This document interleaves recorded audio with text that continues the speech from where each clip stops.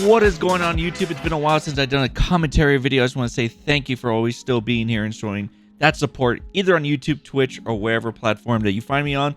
Just let you guys know, most likely be on right now, so come by. We are doing the anniversary stream. So this video, I'm going to be doing my predictions, what I think is going to happen for the anniversary stream, and doing a Q&A for the people that are members on YouTube. If you guys don't know what members are, it's basically another way to support me. It's like the same way on Twitch. You can subscribe on Twitch, but on here you can do membership.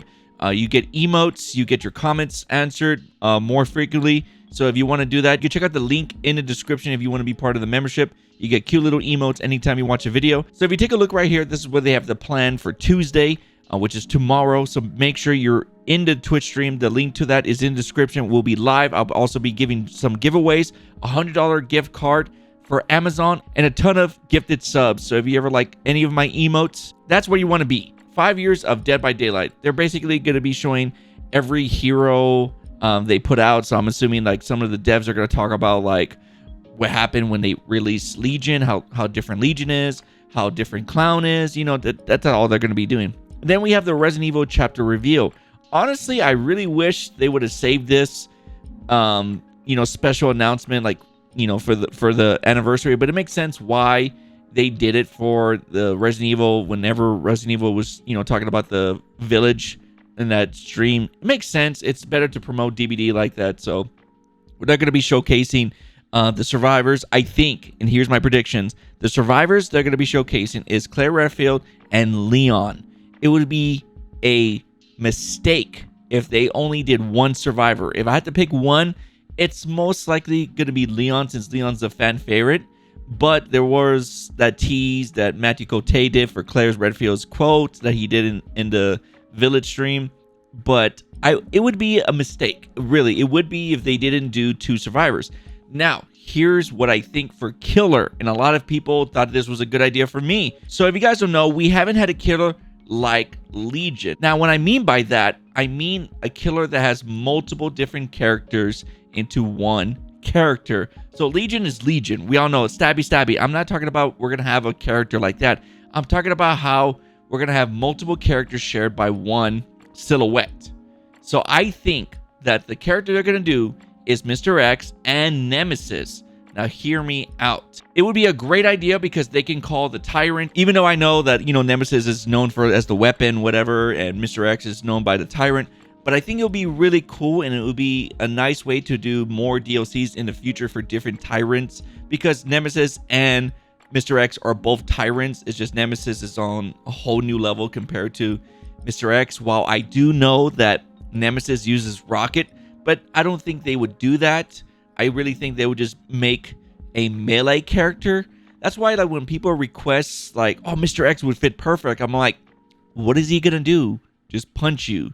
That's kind of boring. So that's why I kind of want Nemesis, because at least Nemesis has a rocket launcher, which they could put in the game, but I don't think they would. Or they can use the little hentai tentacle things that Nemesis has. Either way, I think it would be cool to have as a Tyrant as multiple different characters. Heck, they could even use the tall lady from Resident Evil Village, because even though she's not a Tyrant, but she's as big as Mr. X and Nemesis. Probably, I think she's bigger, but like, you get the point.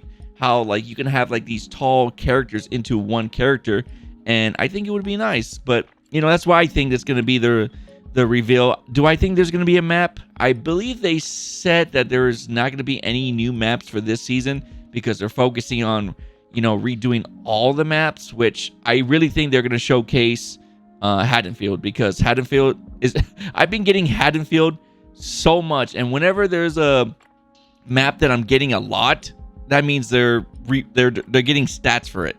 But before we get into the maps, we have the Year 6 roadmap, which I'm more excited for because I want to see what they're going to be doing. Last year, we didn't get, the whole roadmap for Year 5, probably because there wasn't much to do other than update maps. But this one gets me excited because I want to know what they're going to be doing.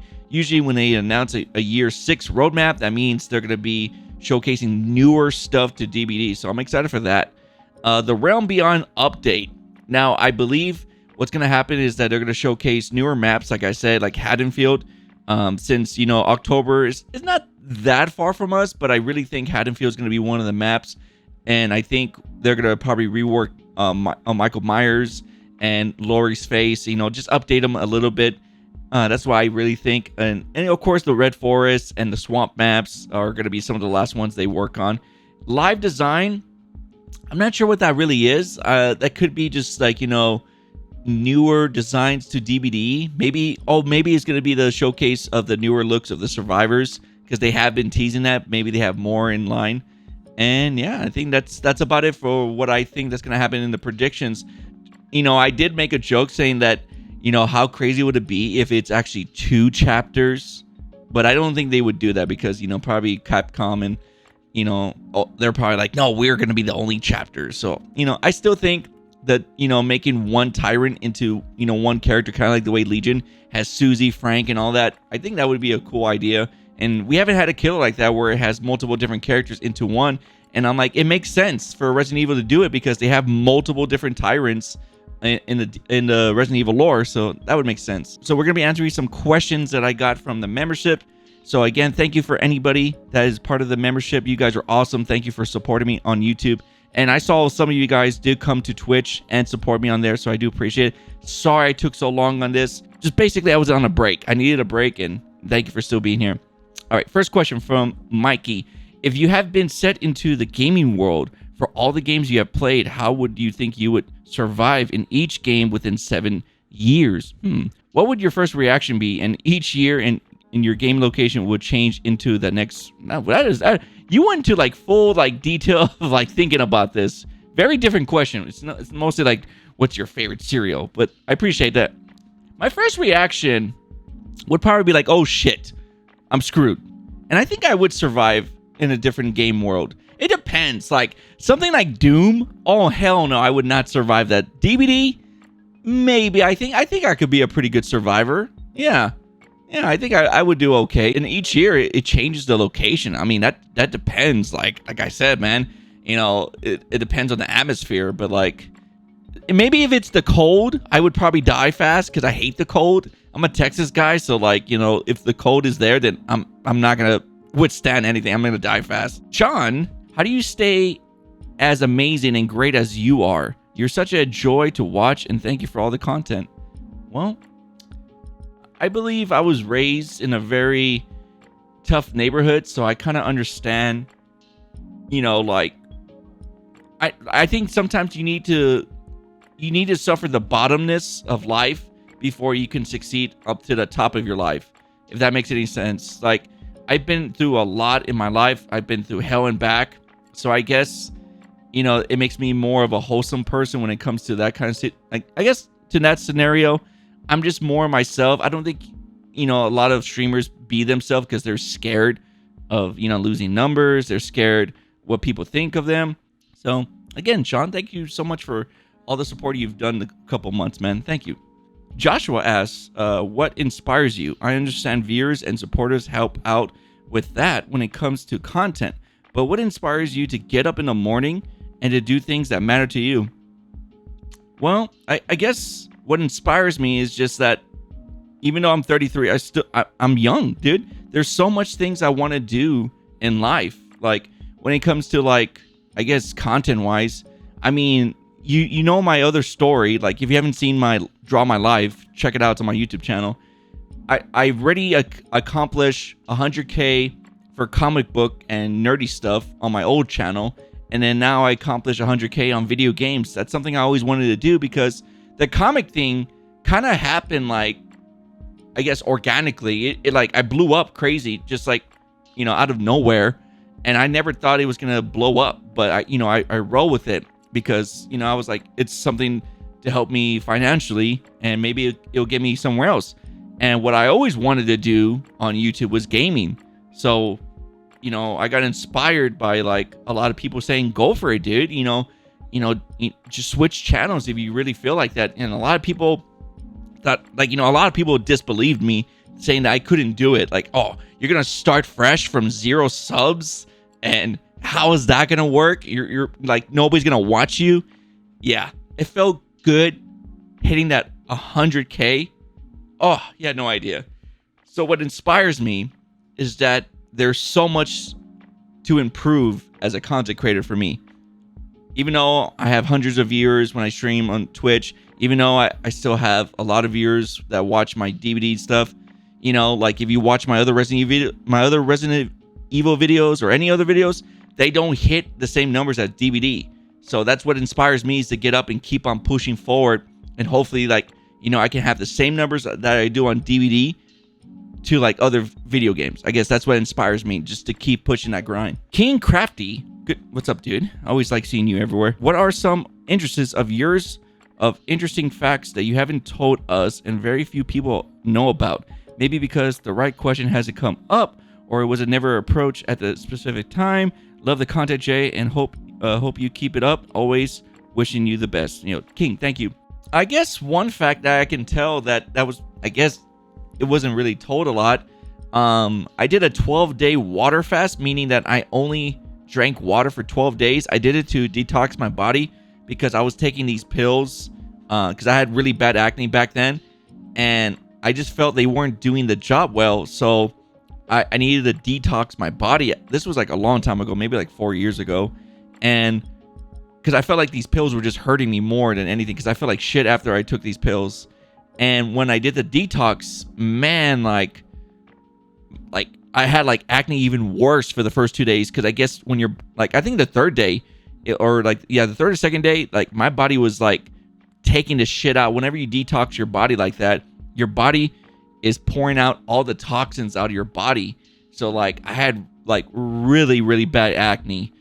But after the 7th day, it all went away. Like I had no more acne. Like occasionally I'll get like a blemish here or two, but I think for me doing that water fast, and if you're really looking into it, please, you know, like do your research.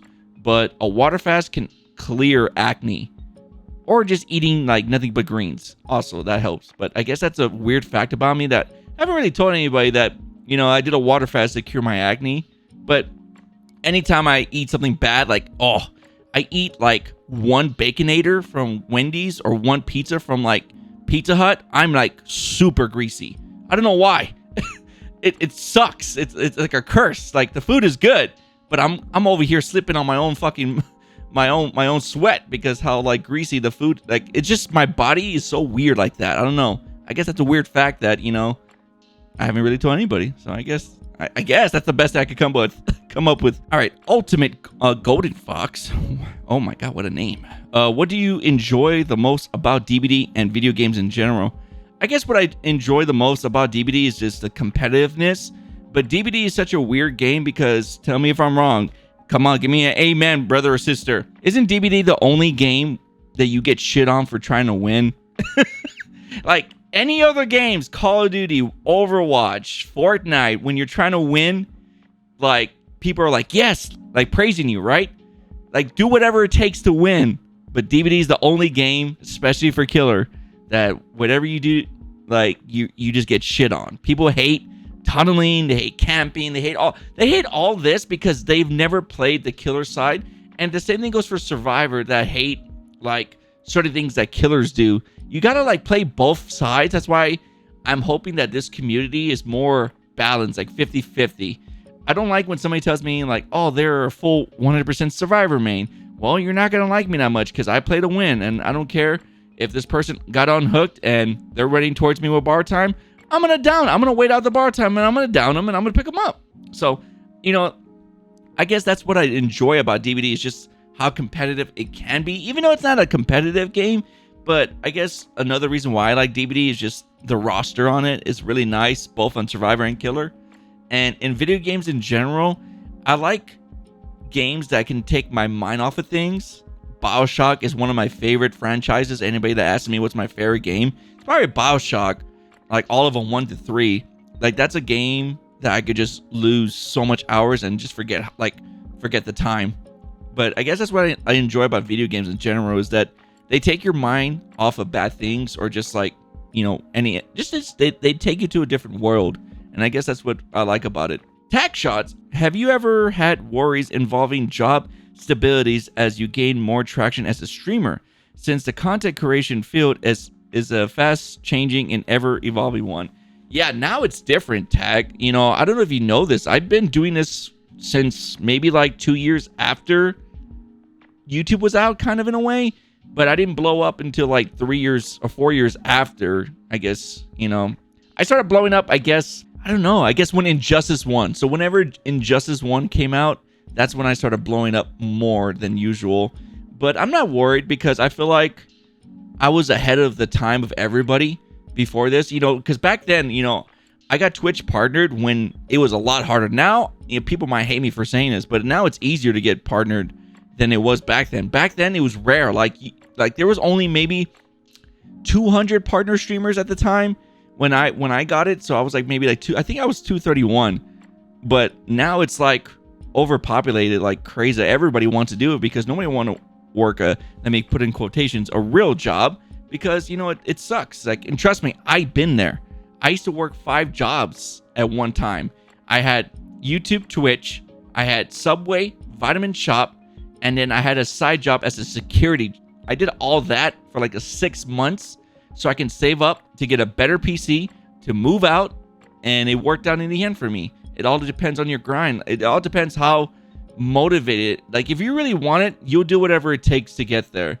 And a lot of like these newer people that are trying to get into streaming and YouTube don't understand how much sacrifice you have to give just to get where, like, I guess I'm or other of the big streamers or YouTubers are at. Luck doesn't play a part into it, but luck just doesn't give it to you, because you have to get to the location before you get luck. So you have to get to the journey before you get the luck. So, sometimes it works for people and it doesn't. The best advice I can give you is that give yourself a year and see if you want to keep on doing it. It took me like, I guess, I don't know, man. It took me a while to get where I'm at right now. And I lost a lot of relationships. I lost a lot of friends. I spend less time with family. It's a sacrifice that you have to make to get to like a high level of, like, I guess, a viewership and fandom and all that stuff. But was it worth it? I would say yeah. There's times where, I'll be like in line and I see like this person struggling with the order, and I'm like, man, I'm sorry, dude. Like, you guys don't get paid enough for this shit. So I understand, but I guess, yeah, I'm not worried at all because I feel like I know where I'm going to be at. The only worried I'm at right now is that I feel like I don't know if I can keep on playing DBD. That's my biggest worry. But other than that, not really. Is it Wolf Baseman? I think that's how you say it. If you did, how did you balance streaming and having a job? I started streaming again because you inspired me, but I'm having trouble with the whole balancing of a full-time job and Twitch streaming. Well, it's all about your main job. So whatever your main job is, whatever days you have days off, make those to streaming. If you're having problems of balancing it, then reduce the streaming time. Man, you don't need to stream 8 hours a day, 10-hour streams. You don't need to do that.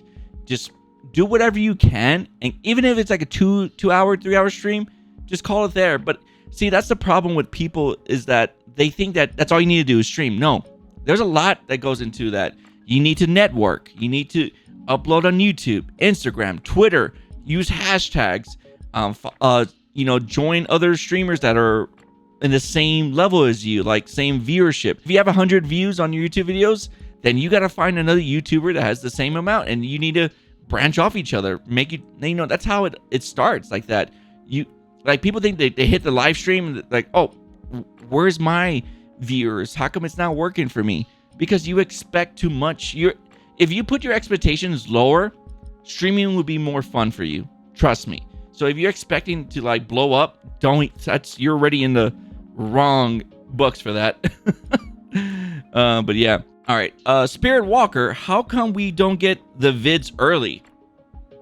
What do you mean? Like, you guys, the memberships? I don't even know that's a thing.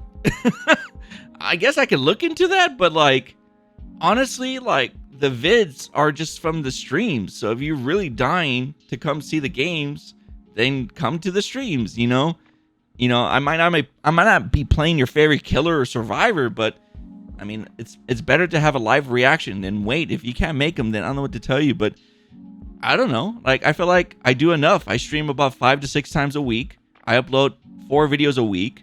I mean, and I stream on my old account. Not to mention, I'm working on a comic book. I feel like I do enough to be super busy. So I don't know if that answers your question, but yeah. Noah, why are you the way you are with the ghost face? I guess I'm the way I am because, you know, I was born like this. Yeah. Simple question. Last question. I believe this is Zombie Later. I think that's how you say it. If you could only eat one meal for the rest of your life, what would it be? Man, okay, so like there's this place that was in San Antonio, but they closed down because of the whole COVID thing. They used to make the best chicken fried steak with the mac and cheese, and they had the world's biggest cinnamon. It was called Lulu's Bakery, and it actually ended up on an episode of Man vs. Food, whatever. But yeah, it closed down unfortunately, so that kind of sucks. But if I could, yeah, I guess chicken fried steak, fries, and mac and cheese.